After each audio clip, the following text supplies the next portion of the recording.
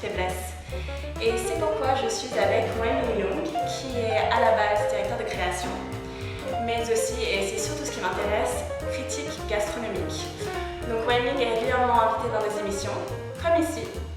On a un peu quitté le cliché, en tout cas, du mandarin dans une robe en soie buvant du thé lisant Confucius. Oula! Le dim sum, ça veut dire toucher le cœur.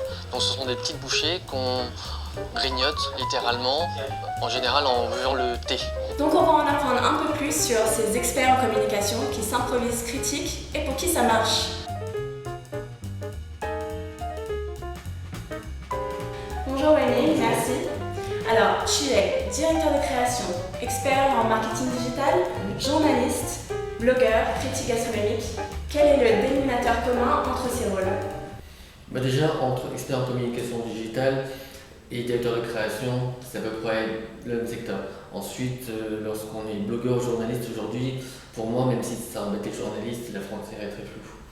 Donc, ce qui s'est passé, c'est que j'ai eu une trajectoire finalement assez logique où, en tant qu'expert en communication digitale, un jour, je me suis amusé à tester le potentiel de nouveaux médias, de nouveaux supports comme les blogs.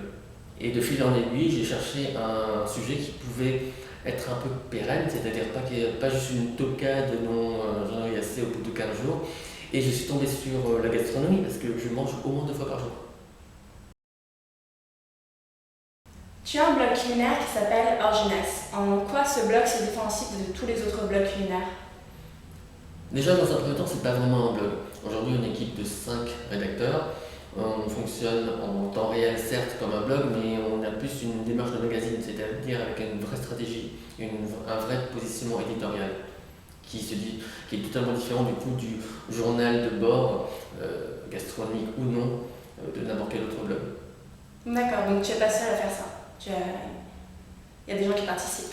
Oui, c'est mon projet à moi, c'est mon petit bébé, c'est moi qui ai créé le nom, la maquette, le positionnement, le développement, enfin pas le développement technique évidemment, mais toute la personnalité, c'est moi qui l'ai construite certes, mais je ne peux pas faire tout ça. De toute façon, aujourd'hui on publie pratiquement une fois par jour, je ne ferais plus que ça si jamais je devais tout faire tout seul, sans compter qu'il y a des choses qui ne m'intéressent pas forcément, ou alors je suis moins sensible. Je suis particulièrement sensible à la gastronomie, à la découverte culinaire, au vin, je suis certes connaisseur, mais je ne suis pas un expert. J'avais besoin de quelqu'un pour m'aider là-dessus et c'est pour ça que j'ai choisi un rédacteur qui est spécialisé dans le vin. Comment est-ce qu'on fait pour ne pas être redondant dans son choix de mots quand on écrit on a déjà écrit des dizaines d'articles? Des dizaines ou des centaines, ce qui est le cas là, mais je ne me pose jamais ce problème. À la rigueur, si on a un champ lexical qui est forcément limité au bout d'un moment, on va réemployer les mêmes expressions, les mêmes tournures, mais on crée du lien avec le lecteur qui s'habitue à savoir ce qu'on pense à travers certains mots. Donc c'est pas parce qu'on va se répéter, qu'on va reprendre les mêmes mots d'un article à l'autre sur des dizaines d'articles que ce sera redondant. Moi ce que j'aime c'est le côté impressionniste. Je ne suis pas un érudit de la gastronomie, pas plus que du vin, mais moi j'aime rendre des impressions, le moment, quel temps il faisait, avec qui j'étais, quelle ambiance, quel était le service, est-ce que c'était souriant, est-ce qu'on était de bonne humeur. C'est tout ça qui est important pour moi pour qu'on puisse avoir une véritable impression de l'expérience du repas. Alors moi, ce que j'apprécie particulièrement chez toi, c'est que tu parles toujours sans langue de bois et sans bien-pensance. Et moi, je trouve ça très important. Alors dis-nous, toi qui as beaucoup voyagé, qu'est-ce qui ne va pas aujourd'hui dans la restauration française et de quel pays devrait-elle s'inspirer? Déjà, je pense que la gastronomie française, enfin la restauration française se porte plutôt bien, contrairement à ce qu'on peut penser, contrairement à ce qu'on peut lire de part et d'autre dans la presse.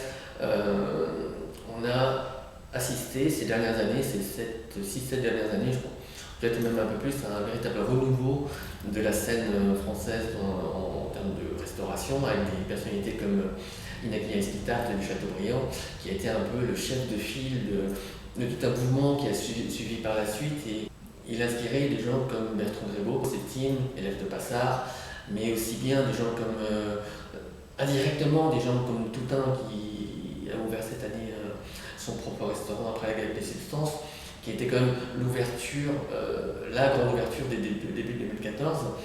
Et puis même des gens comme Akram, qui sont mis par la suite. Après, il n'y a pas de filiation directe, mais ce sont des gens qui sont tous trentenaires, ils sont jeunes, ils sont plutôt beaux, ils ont de l'ambition et ils font un truc vraiment bien.